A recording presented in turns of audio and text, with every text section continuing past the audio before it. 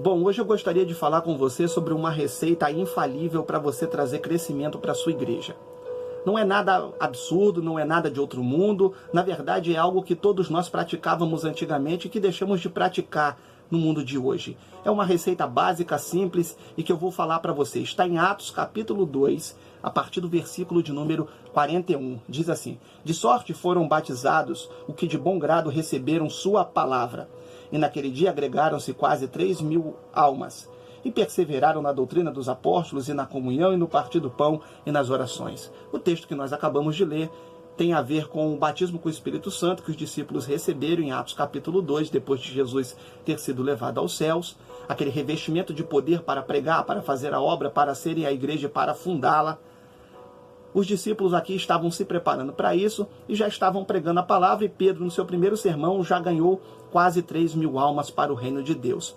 Não existe um segredo, não existe uma estratégia, uma metodologia, como muitos por aí vêm trazendo hoje, como se realmente isso fosse dar resultados, como a receita que eu vou te dar pode trazer e vai te trazer resultados a curto, médio e longo prazo. É muito simples e todos os nossos pais na fé antigamente usavam ela, e é por isso que hoje eu e você estamos aqui, porque eles aplicaram essa receita e não se atemorizavam e não se mundanizavam e não traziam para dentro da igreja modismos e heresias a fim de trazer o povo que estava lá fora para dentro da igreja, fazendo com que a igreja parecesse com o mundo. Simplesmente, o que você precisa fazer são 3 coisas para que a sua igreja tenha um crescimento absurdo e para que você agregue almas ao reino dos céus. A primeira é orar, a segunda é jejuar e a terceira é pregar a palavra, é evangelizar, falar verdades. Se você usar esses três elementos que eu acabei de te falar, eu tenho certeza que você vai ter êxito na liderança que você está exercendo. Se você colocar em prática a oração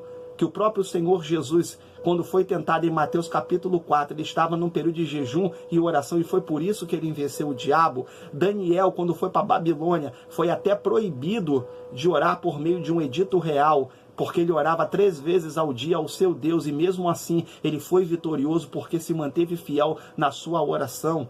Também foi por meio da oração que o apóstolo Paulo foi separado em Atos dos Apóstolos, na igreja de Antioquia, para desempenhar o seu ministério vitorioso e que atingiu todos os gentios daquela época, para que o evangelho chegasse em nós hoje. Também foi através da oração. Pedro e João estavam indo ao templo na hora 9 para orar, e lá um coxo foi curado. Todos nós sabemos que a oração tem poder. Todos nós sabemos que a oração provoca milagres. Todos nós sabemos que a oração provoca mudanças. Todos nós sabemos que a oração, ela provoca alterações no mundo espiritual. A Bíblia diz que a oração de um justo que tem fé pode muito em seus efeitos.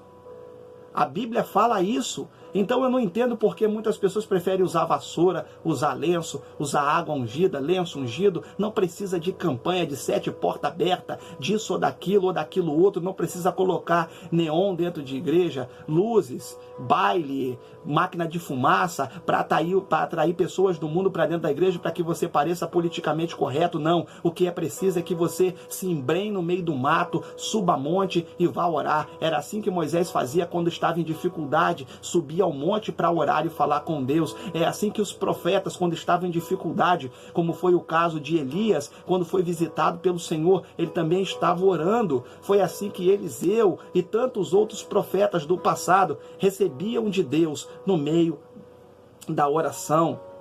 Todos nós sabemos que a oração, ela é a chave da vitória. O jejum, para você mortificar a sua carne e vivificar o seu espírito. O próprio Senhor Jesus fez isso em Mateus capítulo 4, para enfrentar a tentação no deserto. Foi assim que ele conseguiu vencer, porque sua carne não tinha mais validade alguma, seu espírito estava forte para resistir os pratos que o diabo colocava diante dele. Daniel estava na Babilônia em jejum e oração, e não se fragilizou, e se manteve fiel a Deus, e Deus o recompensou, e Deus o abençoou, e Deus o abençoou a sua vida. Paulo, quando foi escolhido, a igreja de Antioquia, da onde ele saiu para pregar a palavra, a igreja estava em jejum e oração, pedindo a Deus a direção, pedindo a Deus a diretriz para enviar os apóstolos para pregar a palavra. Em terceiro, palavra de Deus. Palavra de Deus, palavra rema, palavra direta, sem arrodeios. sem massagear egos, sem querer ajudar Deus.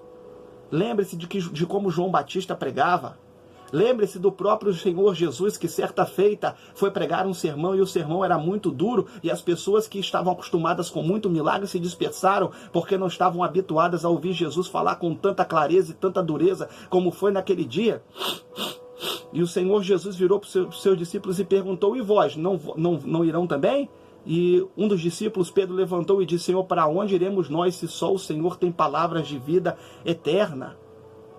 A Bíblia diz em Hebreus capítulo 4, versículo 12, que a palavra de Deus é viva e eficaz, mais penetrante que espada de 2 gumes, que penetra a divisão da alma e do espírito, juntas e medulas, é apta para discernir os pensamentos e as intenções do coração. O Salmo 119, versículo 105 diz: lâmpada para os meus pés é a tua palavra e luz para os meus caminhos. João capítulo 17, versículo 17 diz: Senhor, santifica-nos na tua verdade, a tua palavra é a verdade. Tiago capítulo 1, versículo 22, não sejais apenas ouvintes, mas praticantes da palavra.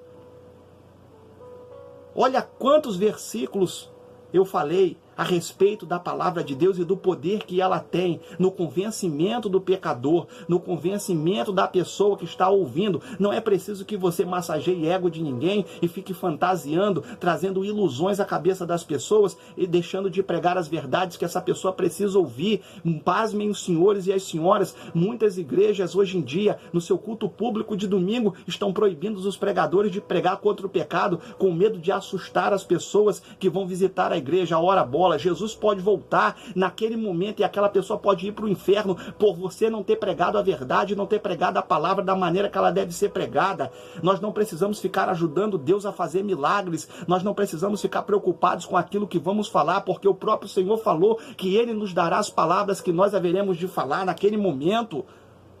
Fale a verdade, diga a verdade, doa quem doer e custe o que custar. Se você tiver que pagar preço por alguma coisa, pague o preço por pregar a verdade. Evangelize e fale de Jesus, pregue no meio da rua, das praças, na sua rede social. Você quer ganhar pessoas para a sua igreja, quer que a sua igreja encha, quer que a sua igreja tenha qualidade de membros, quer que a sua igreja cresça no corpo de obreiros. Então você que é líder, pastor e pregador, cantor, você não pode deixar de usar essa estratégia. Deixe as estratégias, as metodologias que o mundo vem trazendo e que as pessoas que muitas vezes estão na igreja e querem trazer sempre um fato novo para tentar ajudar Deus a fazer milagre, deixe de lado. Use essa estratégia, que era a estratégia que os nossos pais na fé usavam e surtia efeito, tanto é que eu e você estamos aqui, porque essa estratégia da qual eu acabei de lhe falar foi colocada em prática. Deus abençoe você, Deus abençoe sua vida. Espero que essa palavra tenha colaborado para o crescimento do seu ministério, para o crescimento pessoal e para a sua liderança. Se você gostou, gostaria de compartilhar esse vídeo, compartilhe nos seus grupos de WhatsApp, Facebook, Twitter, enfim. Coloque isso, passe isso adiante. Isso é muito importante, não apenas para o crescimento pessoal da pessoa que vai estar ouvindo, mas para o crescimento do corpo de Cristo em geral. Se você não gostou, também deixe sua crítica, sua sugestão. Somos um canal democrático, não somos donos da verdade e nem pretendemos ser. Amém? Deus abençoe você. Se você gostou, inscreva-se no nosso canal aqui no YouTube. É só você clicar na palavrinha inscrever-se e acionar o sininho logo ao lado para que você receba atualizações de vídeos que nós vamos colocando aqui no nosso canal. Deus abençoe você. Deus abençoe sua vida. Deus abençoe sua liderança. E não se esqueça, oração, jejum e palavra. Esse é o segredo para a sua igreja frutificar. Deus te abençoe.